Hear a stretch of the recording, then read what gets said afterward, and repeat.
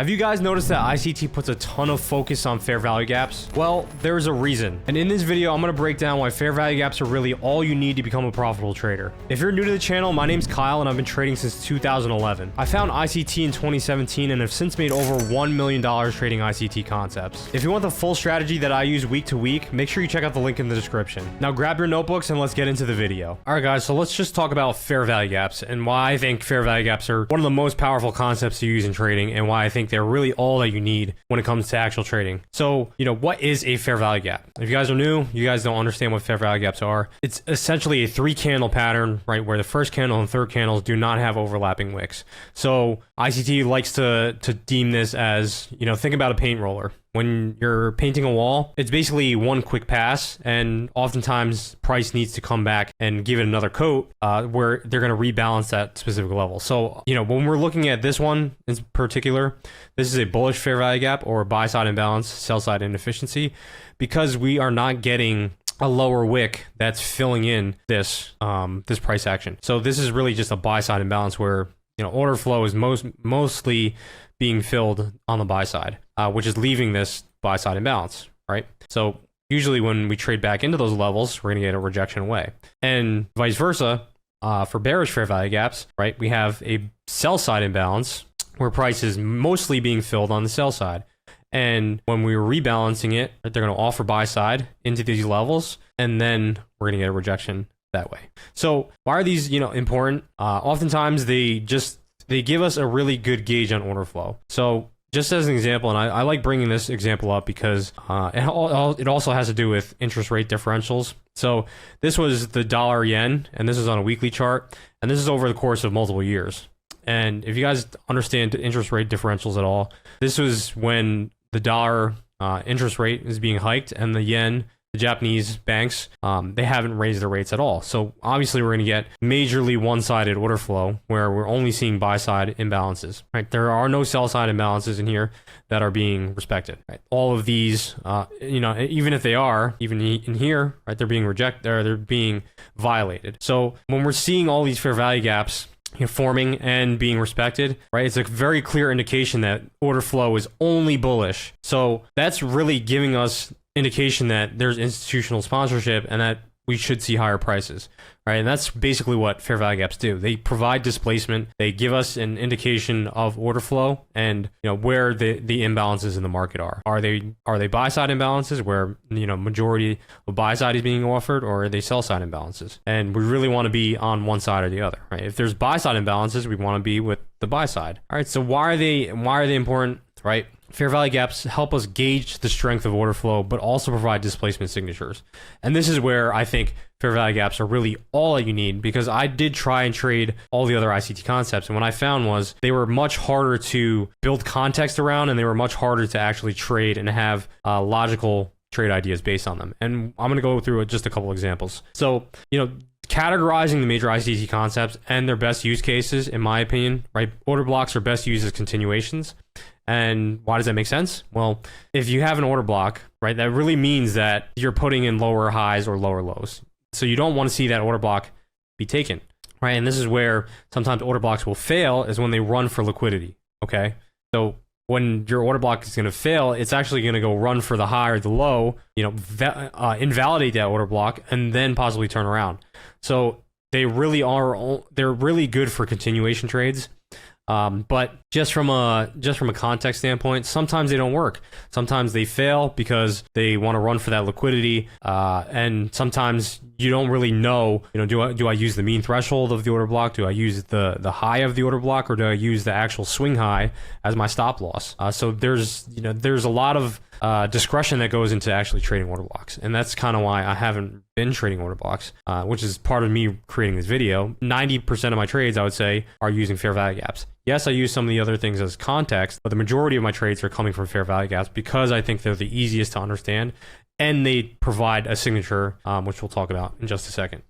So, order blocks, continuations, liquidity raids or turtle soups are really great for consolidations or reversals. But the problem is you don't know how far that liquidity rate is going to run. And that's something that I've struggled with as well, is trying to trade the turtle soups as they're occurring.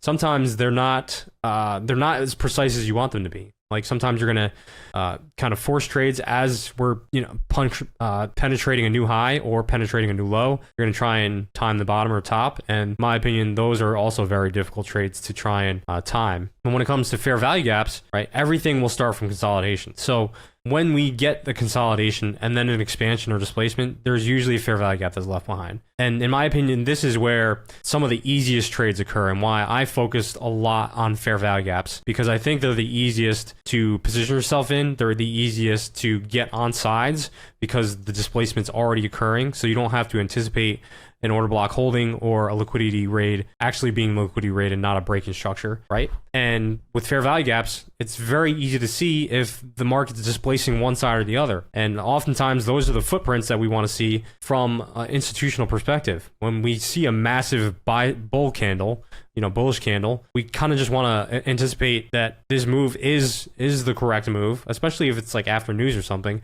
and it's in a discount, which I'll cover later in the video. But with fair value gaps and expansion displacement, in my opinion, they're the easier ones to position yourself into a trade and be able to comfortably hold the trade, because you already have that signature that the market is going in a direction. Whereas if you're trading an order block, you might not get that confirmation until the market turns around. Or with a liquidity raid, again, you might not get that confirmation until the market actually turns around. So, why am I choosing FVGs over other concepts? They're easy to identify on the charts, like I just mentioned. They have indicators out there where you can plot fair value gaps. In my opinion, they're one of the easiest things to spot, because you don't need market structure. You don't really need to understand the direction of a trade, right? Because the fair value gap is giving you the direction of the trade. Whereas when it comes to liquidity raids, it's hard to determine, is this a liquidity raid or is it a break-in structure? And then when it comes to order blocks, it's hard to determine where an order block might hold or not, because we need to understand market structure. So we need all these other different things to understand the context behind the proper order block or the proper liquidity raid. Whereas a fair value gap is very straightforward. You don't really need any other context. The context is already there for you. So we're utilizing the displacement leg of run. So essentially we've already seen where the market wants to go. So with a fair value gap, many times we already see the direction that the market is trying to go to, unless it's a fake out. I'll get into the low probability fair value gaps and which ones to avoid. And I have a couple examples that we can talk about. But when it comes to utilizing the displacement leg of a run, we're already getting the direction. All right. So we're already seeing a signature in price where we think that the market is going to go to or trend towards. And when it comes to indicating institutional order flow, again, after news release, many times when we get a strong move lower or higher, many times we're just going to get a small retrace into those levels, and then we're going to get continuation. So again, trading the continuation, much easier than trying to anticipate. So the market is only seeking one of two things. It's seeking liquidity or inefficiency. And when we can understand that, it makes things so much easier to put into context and place our trades based on the movement of the market. So when we have inefficiencies being filled or fair value gaps, right? What is the next logical point in the process of that trade? It should trade to the next level of liquidity. Okay, so when we get a rebalance into an inefficiency, most oftentimes internal range liquidity, we should reach for some external range liquidity, right? So the internal range liquidity will most often be an inefficiency. And yes, you can use inefficiencies as your draws on liquidity as well. It doesn't have to be old highs or old lows. So, instead of trying to time when liquidity has fully been taken and will reverse, is much easier to determine when displacement has incurred and inefficiencies have been filled to then target the next pool of liquidity. So how to trade them? So first of all, we're going to wait for a fair value gap formation, and we're going to really only focus on high impact news events or kill zones, because those are the ones that most oftentimes, if they are proper movements and not fake outs, you're going to get a retracement into those levels and then a further continuation. So the fair value gap should be resting at a premium or discount. And this is where I'm going to get into the low probability ones and the ones that you should avoid. All right, so we're going to wait for the price to rebalance the fair value gap and show signs of rejection. And then we're going to target a clear draw on liquidity. So it's very straightforward. The fair value gap, when we think about, what is a fair value gap, it's showing us displacement in the market, and that's really all we're looking for. We're looking for that imbalance in buyers or sellers, and then we're just trying to get in sync with that specific market movement.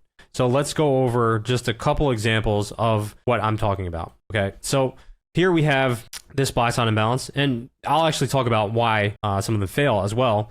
So if I were just to look at this one, right, this buy side imbalance, right, that eventually turned into a sell side imbalance, I'm not going to talk about, but this is a balanced price range. But once we get this buy side imbalance, why did it fail though? It's because we're in a premium. Even if you're to draw from this low to this high, this buy side imbalance is already at an extreme point in the range. It's already above 50% of this range, which makes this susceptible and reasons why it might not work. Okay, so that's a low probability condition. But now that we have this sell side imbalance that appears shortly after, this is now resting in a premium after we get this leg lower. So once we get the price run lower, we can determine that now this is our new dealing range from this high to this low. This fair value gap is resting in a premium. So when we retrace to that level and we get a rejection, right, reject the fair value gap and create displacement to the downside, now we're just looking for a run to liquidity. So after we get this candle, and this is a weekly chart by the way, but all these concepts work on the lower time frames. So after we get this weekly candle, we have 1, 2, 3 weeks of downside price action. Yes, this week closed bullish here, but we had that clear draw on liquidity. And once we got that rejection, there was another sell side imbalance in here. We didn't trade into that level, but we did get a run lower. Okay, so this fair value gap does rest in a premium. This is the rejection that we're looking for. And this is kind of why I don't trade turtle soups really, because once we take out the buy side liquidity, when do we short it? Well, we have to see some type of rejection. If you're just shorting it as soon as we go above the high, you have to sit through all this price action, going higher, higher, higher against you. And that's why I think fair value gaps, in my opinion, are really the only concept that you need when you're trading, because it's the easiest one to get on board with, I think. So there's one example. Let's go into this next one.